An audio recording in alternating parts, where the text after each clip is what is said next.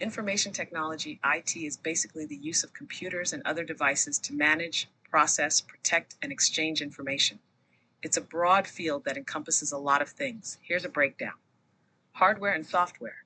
This includes all the physical devices, like computers, tablets, servers, and printers, along with the software programs that run on them.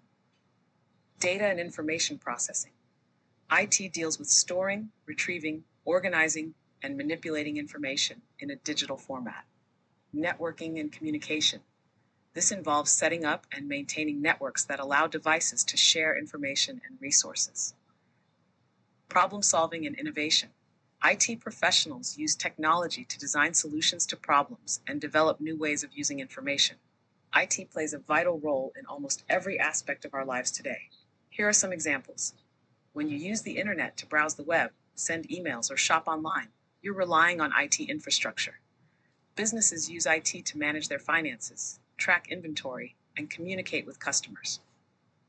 Schools use IT for online learning, administrative tasks, and communication with parents and students.